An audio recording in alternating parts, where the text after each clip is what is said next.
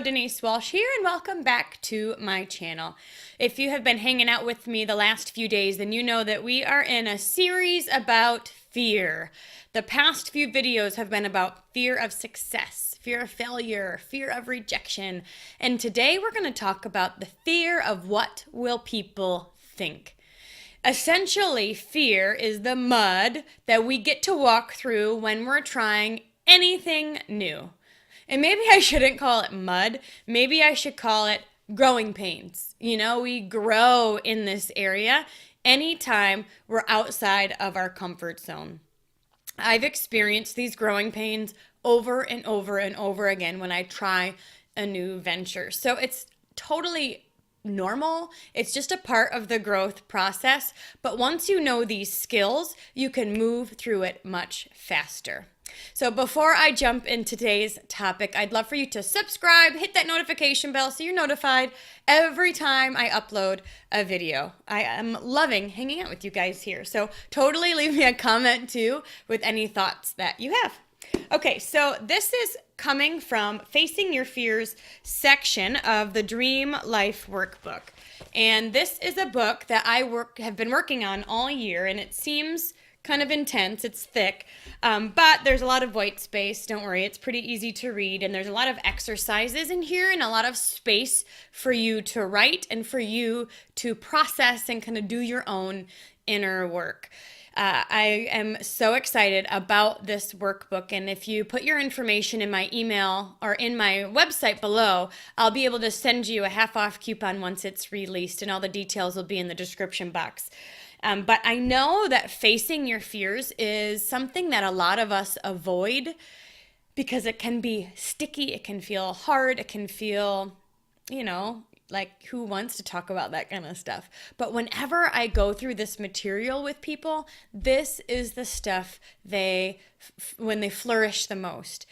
This is when they identify what's stopping them or keeping them stuck and holding them back, and then they can move through it. It's like instead of pushing harder, it releases the brake and it allows them to move faster because they're basically unstuck. So fear of what will people think? What if I leave people behind? Essentially is saying, what are other people going to think about me when they see me doing something new? What will other people think of me when they see me doing something new?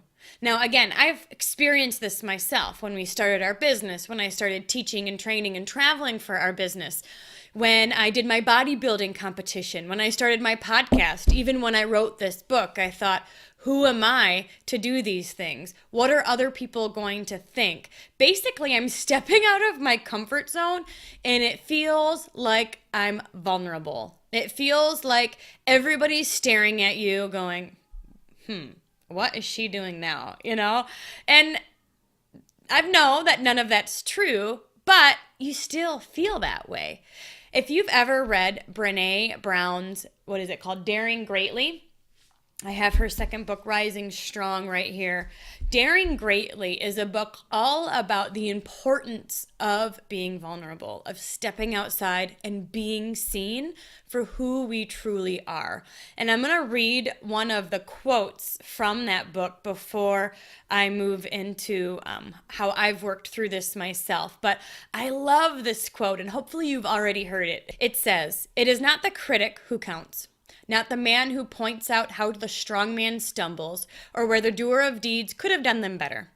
The credit belongs to the man who's actually in the arena, whose face is marred by dust and sweat and blood, who strives valiantly, who errs, who comes short again and again, because there's no effort without error and shortcoming, but who does actually strive to do the deeds.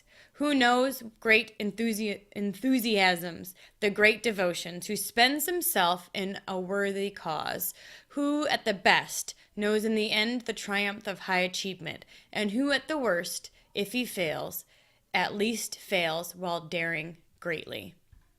This book by Brené is focused on the importance of stepping out and actually being in the ring. And when you're in the ring, you're seen. You're feeling vulnerable. and there's a tendency to want to run and hide. So what I have done myself to build my own inner strength and inner belief to step out and be in the ring vulnerably and keep pushing forward, even though it's always easier to go run back and hide, is to truly know who I am and know the value that I have to offer. I think when you believe in yourself, your product, your service so stinking much, like it oozes out of you, you have so much belief that even though you may feel vulnerable, even though you're in the middle of the ring and it can feel like everyone's staring at you, and you can experience feeling, fear or anxiety or self-doubt, all of that, when I remember who I am and the value that I add, it trumps every single time. It seriously will trump the feeling of being vulnerable. I'll still feel vulnerable. I'll still feel a bit of nerves. I'll still feel a bit of anxiety or maybe a bit of fear. But I've got such conviction and such belief in myself, in my product, in my service, that I'm compelled to share it, even though I have those experiences. So the fear of what will people think?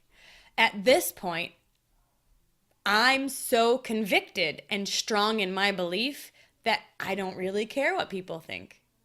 I don't, because I feel like they don't know what they don't know. They don't know how great our team is. They don't know how great our products are. They don't know how great our experiences are. They just don't know. And so I'm so it's like my confidence is here that anytime whatever people think is like down, it doesn't sway my belief. That's for sure. And then fear of leaving people behind or being vulnerable and maybe we're moving forward and others are not is again just the conviction of knowing who you are, knowing where you're going, and being so proud of it. When you have high belief in yourself, your gifts, your service, and the value that you add, you've got to be vulnerable. There's no other place for you than in the center of that ring, doing what you have been called to do. There's no space for a wallflower. There's only space for the achiever, and that is you. So walk through that mud. Whether you're starting a business, whether you are writing a book, whether you're starting a YouTube channel or doing a bodybuilding competition or whatever the case may be, my friend, you are in the arena. You have stepped out. You are vulnerable and you are going to grow because of it. I hope this was helpful. If you want more of this type of information, then check out my podcast called Dreamcast, as well as the Dream Life Design Map. All of the info will be in the description below. So thanks so much, and we'll see you in the next one.